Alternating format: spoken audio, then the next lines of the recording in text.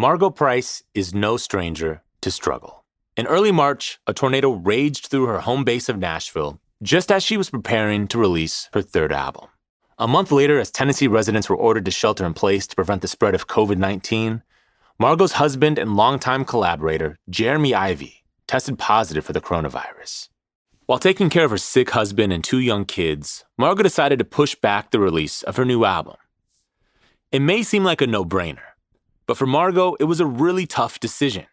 And with her simultaneously not being able to be on the road like she usually is right now, things in her life just feel a bit upside down. But Margo Price is a gifted songwriter who always manages to turn adversity into a great song. In the past, she's written her way through personal devastation like the loss of a family farm and the death of an infant son. Her new album, That's How Rumors Get Started, pulls from that same well. But musically, owes a debt to more carefree rock music like the Stones, Tom Petty, and Fleetwood Mac. In this interview, Margo tells Bruce Headlam how playing an open mic at a Best Western hotel made her a better songwriter. She also talks about hocking her wedding ring to record her first album, and how spending a weekend in jail was all the inspiration she needed to refocus her career. This is Broken Record, liner notes for the digital age. I'm Justin Richmond. Here's Bruce Headlam and Margo Price, who connected recently on Zoom. So you've been at home with your 2 kids now for 2 months? Yeah, 66 days. I'm one of the psychopaths still keeping track. Who's counting? Well, my son was asking the other day, so I sat down and did the math. And your husband got sick in the middle of all this, didn't he? He did, yeah. Your husband, who's also your co-songwriter and, a great musician. Yeah, partner in crime. How is he now?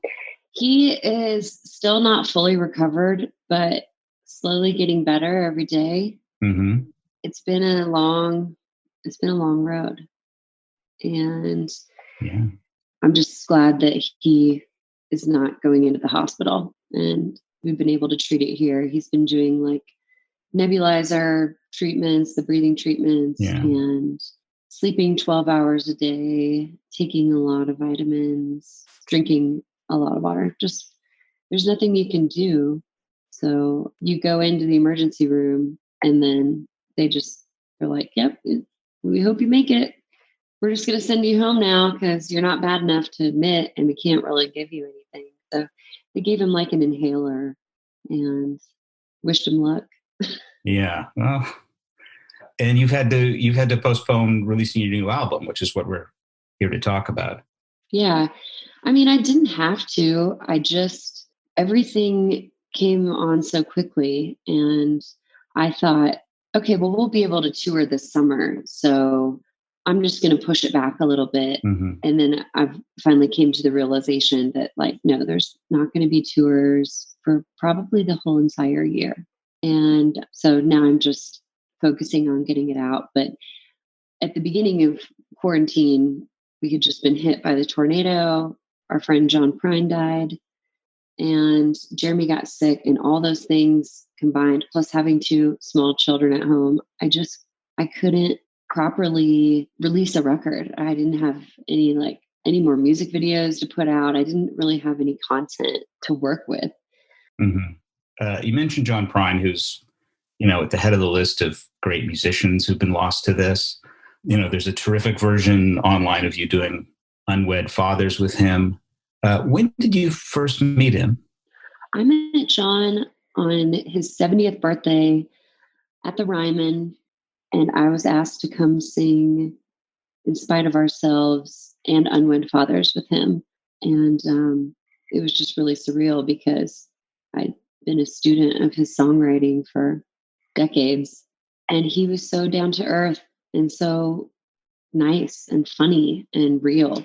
I just feel like there's very few people that remain that grounded throughout that kind of success. And he was one of the realest people I ever had the pleasure to meet. Still kind of doesn't seem like he's gone because we're not seeing anybody. Mm-hmm. So I just kind of feel like I'm going to see him down the road, but every once in a while it kind of like clicks that, and you remember it. Yeah, just such a loss. Yeah. I mean, you guys, you have the same tendency, I think, particularly in sad songs. You both come up with the kind of perfect image, riding high and low expectations, and why don't you do the math, pay gap, ripping my dollars in half. There are things, you can't turn money back into time, which is a line I just love. Those lines sound like John Prine lines to me. Have you ever sat down and said, yeah, I'm going to write a John Prine song? Or is that just Midwestern sensibility?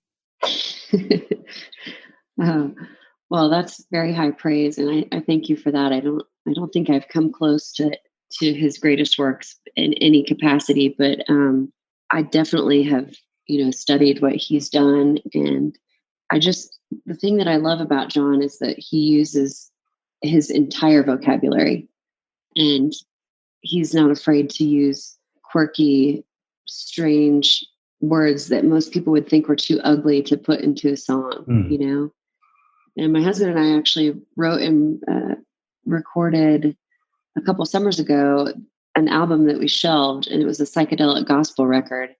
And I think on that album, I was, really trying to mimic his work because we had been on the road with him a lot. And of course, I haven't put that out yet, but there's a couple of like songs that are floating around out there on YouTube. One's called "The Devil's in the Details," and I played that acoustic for John, and he told me that he really liked that song, and that was the highest compliment I ever got, really. You're so good at those kind of lines. I'm just wondering, and I'm jumping ahead because we'll talk about songwriting more, but do those lines kind of emerge and then you think, that's a great line, I'm going to put that in a song at some point? Are they just things in a notebook that find their way in, or do they emerge while you're writing the song? Some of them just emerge as I'm writing the song. Can't Turn Money Back to Time. That was something that happened like while I was strumming, and my husband and I I had written most of the song, and then we talked through a little bit of that chorus, and it just clicked at that point. But I do tend to find lines like that and make a note of them, or like if somebody in the room says something that's really witty, I'm like, okay, you're not going to write a song about that, and I'll write it down. Like, well, yeah. The album title, That's How Rumors Get Started, that actually was something my guitar player said in the bus when we were drunk one night, and I just was like, I'm taking it. All right, nice. Actually, that one, now that I'm thinking about it, that line, you can't turn money back into time. What's the line after that? Take it from me, darling of mine. Yeah, that's what makes that line, that there's such a shift in the "take it from me, darling." That to me is just, you know how everybody remembers the first line of Hallelujah? They say there was a secret chord David played. Yeah. What makes it is the second line, which is, but you don't really care about music, do you? Which I think is that. Oh, I know, I got chills. People always leave off that, and that's the killer. And when I heard that, I know, but when I heard that song, that's what I thought of. Well, I wanted, I had written Hands of Time long ago, and I remember this woman in North Carolina. She said, she was an old family friend, this old hippie lady, and she was all drunk one night. She's like, you got to write a song for your other kid. And I said, okay, I will. And so that was me kind of writing like a note to him, like, when I'm gone on the road, but also when I die. And I've been thinking so much of that line as I'm home these last couple months, like, okay, well, here's your time. I'm not bringing in money, but I have time, and I'm really trying to enjoy it and savor it. So I mentioned you and John Prine were both Midwesterners, ended up in Nashville. Where were you born? I was born in a town called Rock Island, but my folks always lived in Aledo, Illinois. And it's like, west of Chicago is just how I explain it. And the town had 3,700 people in it. And it gets smaller every year, more and more people. move away because there's less opportunity and just a really desolate area. I mean, after the 80s farm crisis and how things have kind of continued to go with corporate farms, and it's a great place, but I don't think I could ever live there because it's a hard way of life, I think, for a lot of people. How did music start then for you? I think because there was nothing to do, it felt like such a important lifeline in my life. You know, my father always had the oldies station on. And so there was a lot of like classic rock. And he always liked to play the dad game in the car that was like, you know who this is? That's the Beatles. You know who that's Carole King, and he wanted to like school me on that's Rod Stewart. So it annoyed me and I didn't like that music at first, but then it really started to grow on me. Was there a particular song or particular moment that it really hit you musically? I loved Tom Petty songs. I loved American Girl, and a lot of those songs I felt like he was talking directly to me, and he made it seem like it was like okay to be from middle America, like a small town, and be a nobody. He like romanticized it in a way that I really appreciated. And in school, we still had some good programs. Like in 4th and 5th grade, we did like these show choir things, so, singing and dancing. And in 4th grade, the theme that year was like country music. And so I got my first little solo to Patsy Cline, Walking After Midnight. And I did, kind of start at that point to enjoy country music more. I wasn't always sold on what was on the radio, but my grandmother, she played a lot of the old stuff for me, like Loretta and Dolly and Johnny Cash. And that was cooler to me than even the 90s country. There's still some 90s country that's like, okay, and now it's like obviously having a big resurgence, but my heart is in across the board, whether it's rock and roll or country music. It's like the 60s and 70s. Right. Yeah. No, it's always funny to me when people are like, I like the old stars like Garth Brooks. I'm like, Garth Brooks? Like, I thought you meant like, Ray Price or Merle Haggard or something, Exactly. We'll be back with Margo Price. We're back with Margo Price. So when you decided to become a musician, I mean, you could have gone to Los Angeles or New York. You chose Nashville. And why was that? Well, I wanted to go to Los Angeles and I wanted to go to New York. And I think my parents were just terrified to let me go that far away from them. Mm-hmm. Just being 19 years old and fearless and, very trustworthy. And I came to visit. I had a cousin living here in Nashville, and she's like, I swear it's not all, cheesy country music. Because at that time I just wasn't into a lot of the music being made on, top 40 radio or country radio. I didn't feel like I was going to fit in. But I came on my spring break of my sophomore year of college, and she took me down to like Rock Block, which has like Exit In and The End and all these cool like rock clubs, and went to the Springwater and just, lots of grungy dive bars that I kind of started like going to these open mics and going to shows at Mercy Lounge and Cannery. And I thought, okay, I could live here. And I dropped out of college and moved here just 2 months after I visited. Now, how long had you been writing songs by that point? Well, I started writing just poems and making like a cappella demos when I was, I don't even know, maybe 7 years old or something. Wow. And then around that time too, my mom put me into piano lessons.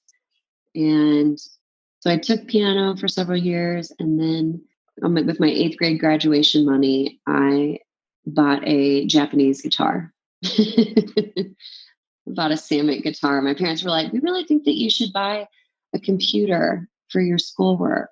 And I was like, well, I had my eye on this guitar. Oh. And I immediately started learning how to play chords and learning how to play songs, just kind of self-teaching.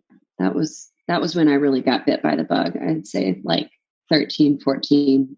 I mean, you did have an uncle who was a songwriter in Nashville. Yes. Bobby Fischer, who wrote You Lie for Yes. Reba McEntire. He has written so many songs. He's still writing songs, and he's in his 80s and just sharp as ever. He sent me a song last week that I'm going to try to put some music to if I can find 5 seconds to pick up my guitar. But he wrote for George Jones. He wrote for Charlie Pride, Tanya Tucker. He was just really driven, and also came from the middle of nowhere and got a start later in life. So it was inspiring to see that. And we'd come down to go to Florida, and we'd always stop in Nashville and stay at his house. And I'd like look at his gold records on the wall. And, he had stories about Garth Brooks and stuff then too, because that's who he was hanging out with. It's like Reba and Garth and all the top Nashville cats at the time. Right. Wow. Did you play your stuff for him? I did. When I first moved down here, I think, my mom thought it was going to be easy to like connect the dots. Like, oh, you go to your uncle's and you play him your cute songs, and he's just going to find you a record label and, manager and plug you in with the right people. And I went over to his house, and we went in his writing room, and he's like, all right, let's see what you got. He sits there, and I tune up, and I played him a song that I wrote. It was called No Love Lost. And I thought it was pretty decent, and played him 2 other songs. And he just sat there in complete silence, stared at me. And he's like, well, this is what you need to do. You need to go to your apartment. You need to get rid of your TV, get rid of your computer. And you just need to sit and just keep writing songs. Just write a song every day, and you'll figure it out.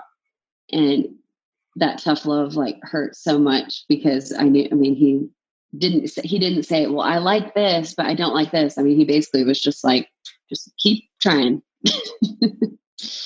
And so like I said, I was going to all these like open mic writers nights, and one that I was going to pretty frequently, I'd go almost every week. It was a Best Western, and there was a bar in there that was called the Hall of Fame Lounge. And there was never really a wait like to play. And there was a lot of good unknown, I didn't know who a lot of these writers were. And I assumed that, not many of them had a lot of cuts because they were just playing in the hotel bar. But I made friends with some of the like older pickers there. And, I was hanging out with like 60-year-olds as a 20-year-old, and they'd buy me drinks, and kind of would sit and swap stories, and I'd get advice. And I was really just studying the crowd's reaction to like everybody who played. Like, okay, well, why did everybody laugh and like clap for this guy, but nobody reacted when, the next person played? And I think at that point, I was just trying to get my head around like, what is a good song? There has to be humor, darkness, a lesson, but not too many cliches. All these things started kind of firing off. And that is where I really began to study, what makes a song good. Mm-hmm. But, in retrospect, your uncle gave you great advice. Oh, without a doubt. But it must have hurt at the time. I cried. I called my mom. I was like, I don't know if I should be here. He said my songs weren't good. She's like, did he say that? I'm like, well, no, but I'm reading between the lines.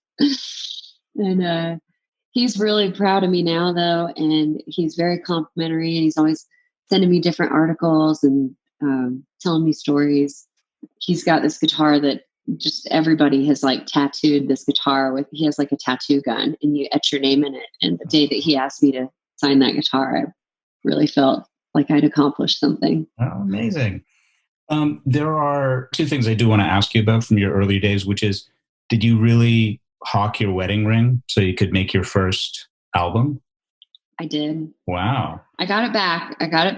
Mm-hmm. At the last minute. But yeah, we sold a ton of music gear, a lot of cool microphones and reel-to-reel machine. And of course, my husband sold the car, which I thought he was absolutely nuts for doing. But once he did that, I was like, okay, well, let's just try to get as big of a budget as we can and do this right, because I didn't want to do another Kickstarter. I had done that.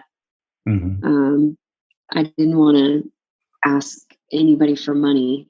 I didn't have anybody I could ask for money. I'd already begged my way out of multiple problems at that point. So that seemed like the only option at the time. The other thing I wanted to ask you about is, after you did your first album, you signed with Jack White's company. Mm-hmm. How did that come about? Because you'd gone through a lot of rejection. Yeah. I sent that album out to probably 50 record labels, but I had this write-up in Rolling Stone. We did a video in a hotel room for Since You Put Me Down, and Rolling Stone wrote it up and they said, sounds like Jack White produced Loretta Lynn. So I always wonder if that's how it got on his radar. But my pedal steel player, Luke Schneider, he told me that Ben Swank was interested in hearing my record. And Ben is, Jack's right-hand man. And so I sent it to him and he was like, oh, this is good. Okay, I'm coming to a show. And he came out to a show at the Basement East. And I heard he was there like afterwards. And I was like, I can't go talk to him. I'm too nervous. I don't want to go talk to him. And my friend Manda was like, no, come on. I know him. He's super nice. He's really down to earth.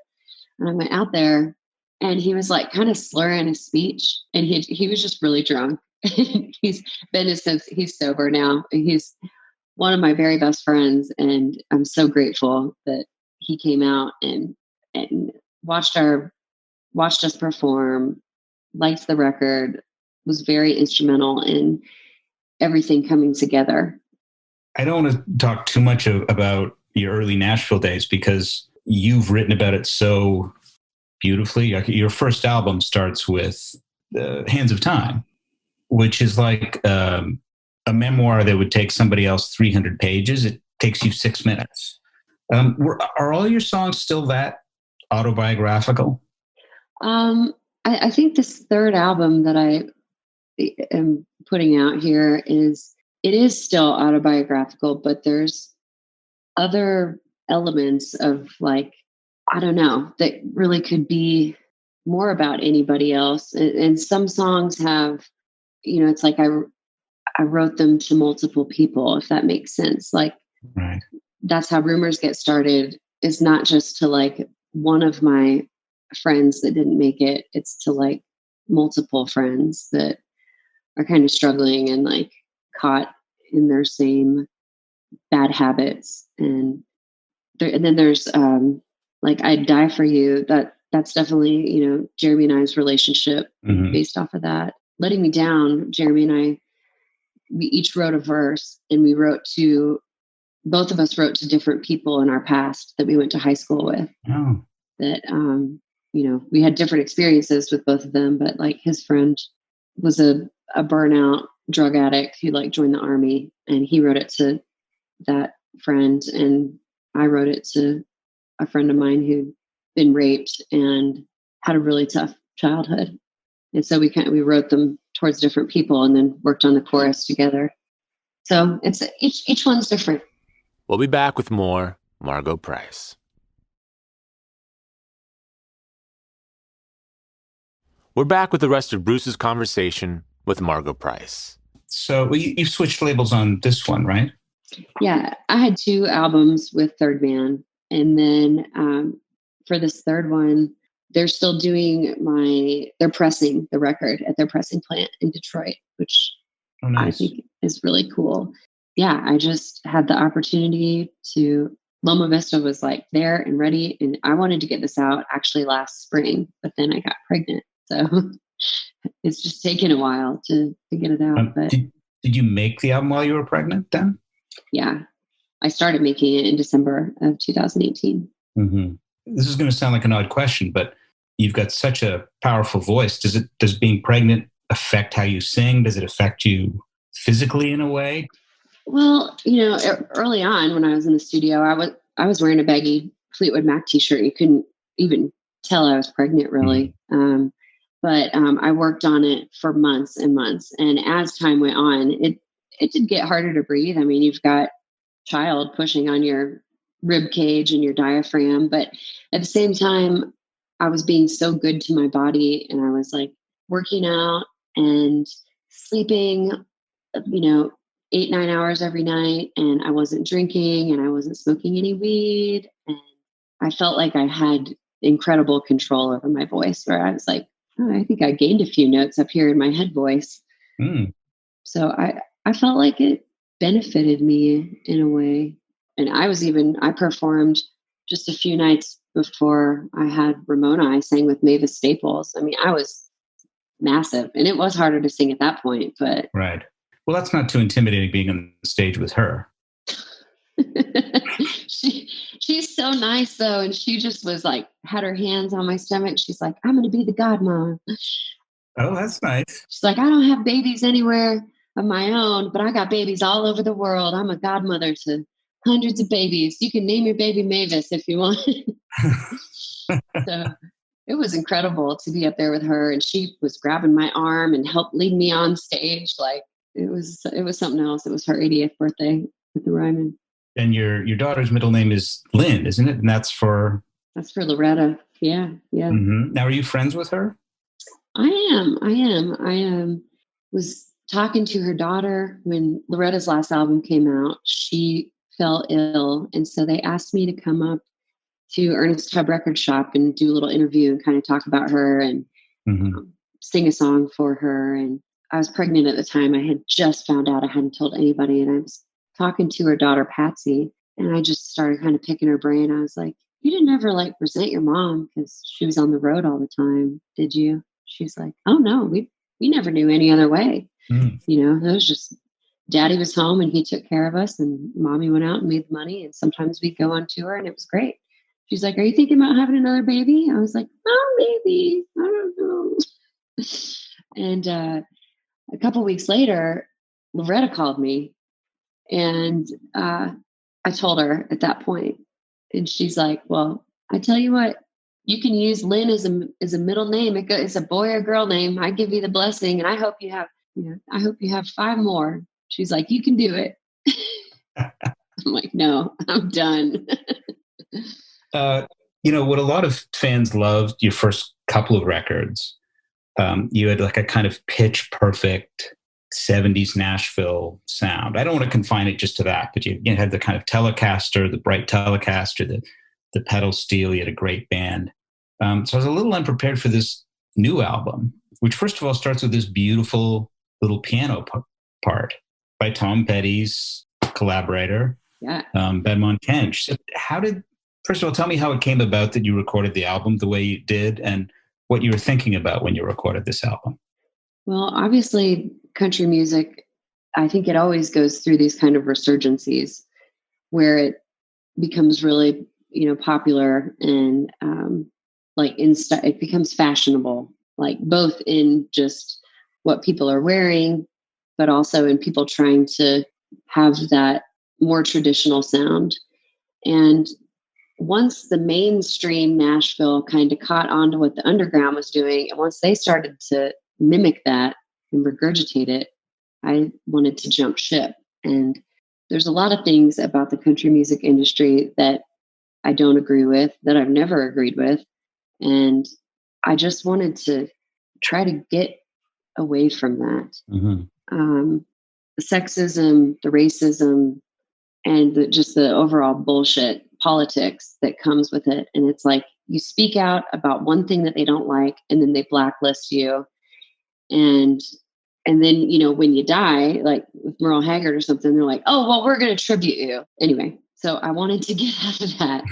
And I wanted to make something completely different, because I see a lot of singer-songwriters, a lot of people get into the habit of like making the same album with the same themes like over and over again. And I just didn't want to become stale in what I was doing. And I've always loved rock music just as much as I've loved country. And that's why I think people like Neil Young, Linda Ronstadt, people who skirted the line of both and never were confined to a genre. That's the kind of career that I want to have, something that outlasts like the fad of just a genre. But it's one of those albums that like lots of people do their California album or their different kind of album. But your album, it just doesn't, you can hear influences here or there. I think particularly Letting Me Down, I think the ghost of Tom Petty kind of hovers over that one in a good way. Yeah. Thank you. But, there's that old line about originality is when people can't figure out your sources or something like that. I like that. I kept thinking, oh, I think I know what she's doing. But the sound of it is really quite something. Thank you. Like Hey Child, I could see a lot of people doing it as a big kind of gospel number. And you sort of go there, but you don't. It's really interesting combination of things. What were you listening to? What were you thinking about? Well, you definitely said Tom Petty and Heartbreakers, Fleetwood Mac. That was like the kind of the overall thought. And sprinkle in some Bruce Springsteen, maybe the Pretenders. Hey Child, I think, was our most Stones influenced song. And we wrote that song almost maybe 8 to 9 years ago. And we were just super into the Stones. And Sturgill was like, what happened to that Hey Child song you used to play? And I'm like, oh man, I've already recorded that. I don't want to do that song. I don't, feel connected to it. And I had 16 other songs and we ended up recording 16 songs. But I was like, all right, you're right. No one's heard it. Let's give it a shot. And everybody on the session was like, this is a killer song. I really wanted, with the background vocals, I wanted to get that like Mary Clayton, Give Me Shelter kind of like vibe going at the end. Oh, okay. But I think the fact that like maybe because I am a woman, like doing the Stones, like people aren't like, oh, where is this? It's not like if I was just maybe directly pulling from Emmylou Harris or Loretta Lynn like I have in the past. I think that's more easy to pinpoint. Right. Can I ask you about a couple of the songs that I thought were just standouts? And you just mentioned one, Stone Me. Yeah. Where did that come from? Well, my husband threw me the title. He's like, hey, I had a song title I thought you should write to. And I was like, okay, what is it? He's like, Stone Me. And I was like, okay, I know where you're coming from. And I think he wanted some kind of like Last Dance with Mary Jane or like, let's get to the point, roll another joint, like just like a stoner anthem. And I tried to write it like that and just nothing came out. And then him and I had an argument actually when I was on the road and he called me a bitch. And so I wrote Stone Me and I typed it on my phone in my notes and it was just a poem and I sent it to him and he's like, oh, that's good. And then he sent back like 2 hours later, he sent back the melody and was singing my words in it. Wow. And so he got a co-write on a song that was like about him. Nice. But like I said, with like some of my songs being about two different people, it was like I started writing it about him and then I deflected my anger towards this like hack journalist that writes like these smear pieces on me. And so it kind of became about this blogger that I have a lot of disdain for. But okay. Yeah, it's a combo song. Well, I'm not going to say anything bad about you now because I don't want to show up in the next album. And I mentioned Hey Child, which I think is just stunning, and I keep listening to it. Tell me about that one. Where did it come out of? I mean, around the time that we wrote it, it was after my husband and I had lost our son. Mm-hmm. And we were hanging out with a couple bands, and all of us would play the 5 spot together in our respective rock and roll bands. There was a band called The Lonely H that had just moved here from Portland. They were a little bit younger than us, and we started hanging out with them and like partying a lot. And there's a lot of drugs going around that scene at the time. And so a lot of those lyrics are kind of about how everybody was more or less had like a death wish, and but it was such a different time because there was something really exciting happening. There were a lot of really good bands, and you knew that it wasn't going to last that way forever. We were all partying like we had made it, like we were partying like we were the Rolling Stones, but everybody was like broke and throwing in like $4 for a bottle of like Benchmark whiskey and getting blind drunk probably 4 or 5 nights a week. That's around the time that Hate Child was written. Okay. You mentioned the loss of your son, Ezra. And, you've had other losses. A lot of your songs are about loss. In fact, even your songs they're about success or about loss, like Twinkle, Twinkle or Prisoner of the Highway. Is that kind of the way you see the world? I'm a glass half empty kind of girl. What can I say? I do try to find the good in the situation. And I found myself recently really trying to keep a positive attitude about, something bad in my life. Every time something bad happens, something good does always come out of it. But I do like the melancholy, like a sad song in a major key, or a major key song with really sad words, like A Little Pain. It's like a happy song, but I just never like songs that are like all one way, or just how much is that doggy in the window kind of. You are my sunshine. That's a good song though. That's a bit Loretta Lynn and Merle Haggard. That's kind of the way they did it. It can be in there. Yeah. I mean, it can be sprinkled in there, but I've always found myself attracted to darker lyrics. I mean, I loved Johnny Cash growing up. I loved his attitude. He didn't care what anybody thought. And he had kind of this like chip on his shoulder. And, even after he became successful, he was still singing the song of the working man and of, the whole story of Man in Black, and just people who still carry that burden. I still feel for people that are in a bad situation right now. Even though I'm very lucky, I have to remind myself and do what I can to help people that are not as fortunate, because I've been there. Mm-hmm. Johnny Cash wasn't really in Folsom Prison. When you write your songs about your weekend in prison, that's the real thing. Unfortunately, yeah. I feel like I learned a lot that weekend, because I was seeing women that were in there for much longer than me. And when I wrote the verse about the girl who was in the cell with me, she would get up in the morning and I would see all the women line up and get their paper cups and swallow their pills. And, basically she's like, oh, you just should tell them that you are coming off of heroin, because then they'll give you pills and you can sleep all the time. And I just had so much compassion for what I saw, and, thought to myself, I can never come back here. I'm not going to find myself back in this position. And so I really did get sober and pull my life back together, because I was in a really dark mental space. Like, just, I really debated checking myself into a mental institution. I called a friend of mine who had been through AA. She was much older than me. Her name was Royanne.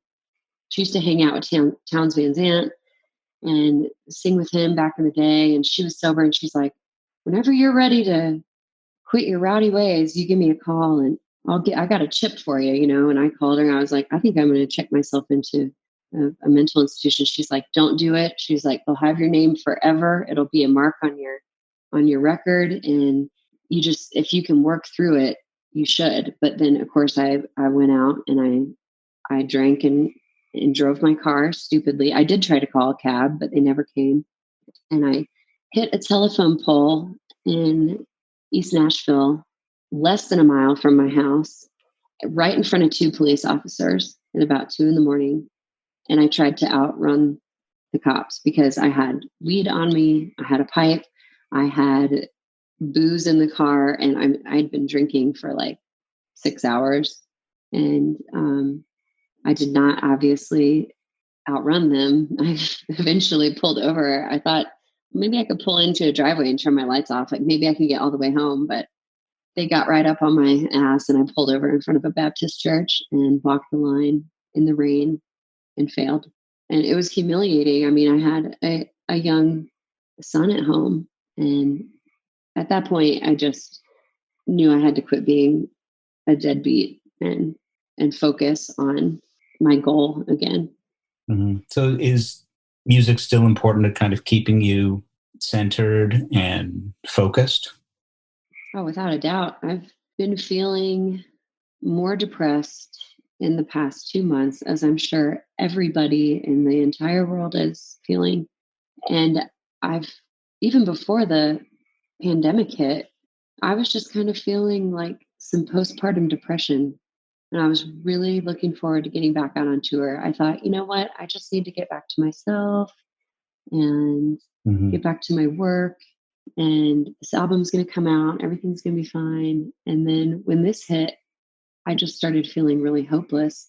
But I have 2 kids to take care of. And I get up in the morning and I brush my hair and I fix myself some eggs. And I do typically put a record on, because whether it's a sad song that I'm listening to or a happy song, it's just good to have those feelings with music kind of playing in the background. And I feel like I've kind of fallen back in love as a listener, because there's not a lot to do. It's like, oh, I can really fully immerse myself into where the song wants to take me. And what have you been listening to in particular? Well, I've been listening to every Bob Dylan song that he's been putting out. I've been listening to the new Lucinda Williams a lot. I adore her. So as far as, new music that's being released, and Fetch the Bolt Cutters by Fiona Apple. I've been a huge fan of hers for a long time. Every day is something different. I'm just trying to, think about starting to write again myself. And I'm going to really throw myself into recording a lot of music, because I can't travel and I can't play songs. And I think what's really inspiring about the Fiona Apple record, is just that how long she was making that, and how, she just focused all of her energy into that. And I think that there's a lot of people that are hopefully writing their true feelings and, getting back to the core of who we are as people. Mm-hmm. So what's it like to think that there are many, many people out there who are getting through this listening to your music? That's a good feeling. I think I don't really see myself as that successful. I don't know why, but I feel like I spent so much time like playing dive bars and clubs, and I even wrote about it in Stone Me.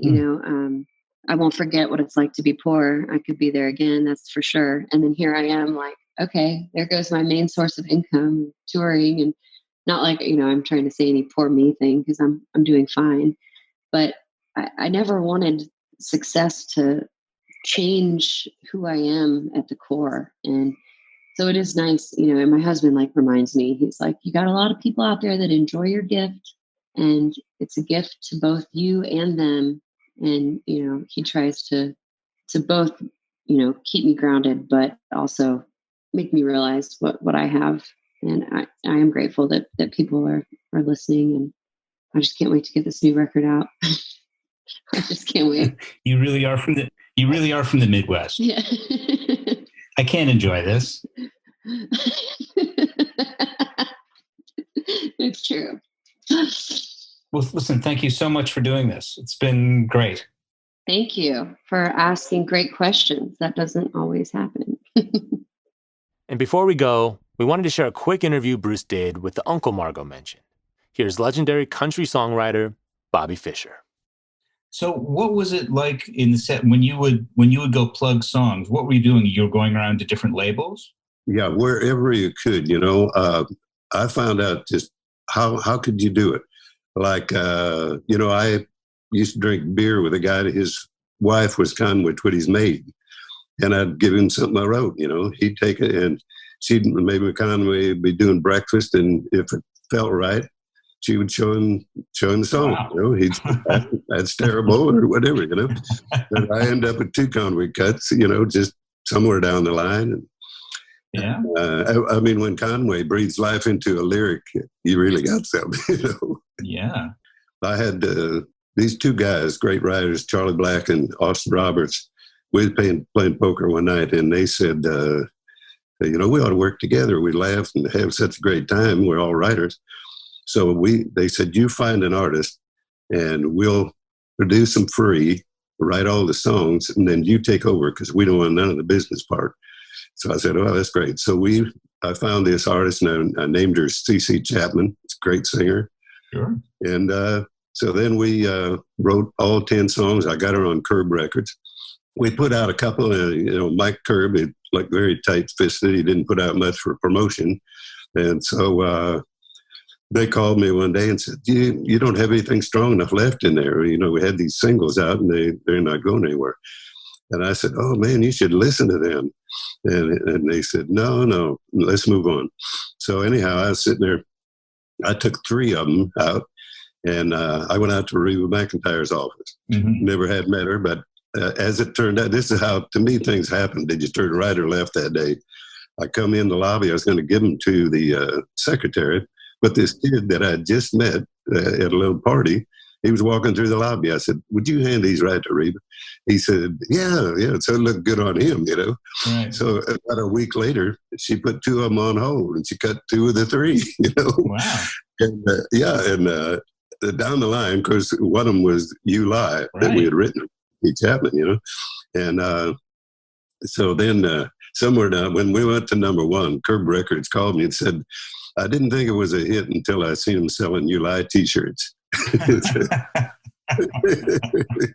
So anyhow, that was just pitching. But I mean, if I wouldn't have walked over there and that guy was walking through, you don't have that. Yeah. Yeah. So far, the secret to your success is you drink beer, you go to parties, and you play poker. That's pretty well it. Yeah. Yeah. The world has changed, you know. I know. I hate that for people. You know, I've had 702 cuts on my songs. Wow. Yeah, I know. So it just, most of them never come out, you know. It's just shotgun. And a lot of them, maybe they get a cut and they turn out to be something, you know. Mm-hmm. I'm still writing. I got 11 songs going right now that I'm writing. So I'm still getting some things done. And it's really fun doing it. If somebody likes your lyric enough, you know, to work with it. Mm-hmm. And Margo, Lori and I wrote with her husband and her way back. And right now I've got one with her. I sent her a lyric and she emailed me back. She said she liked it and she's going to work on it. That's great. She has a very good talent. She'll probably come up with something. Now, she told us the story of when she first went there and played you some songs. Uh-huh. Now, what do you remember of that meeting? I remember you knew that she was talented. I didn't hear, I heard really good songs for what they were. Mm-hmm. My thought always was, can we get something in the charts to make some money? You know, because the charts is what it's all about. I didn't hear that, but I heard really great writing, and it sounded like from years ago, what the kind of music that I really liked. But I thought, you know, you can always grow from that. I mean, she's that good. Mm-hmm. And you could always tell there was something there, but there wasn't a lot I could do. And so I wanted to write with her.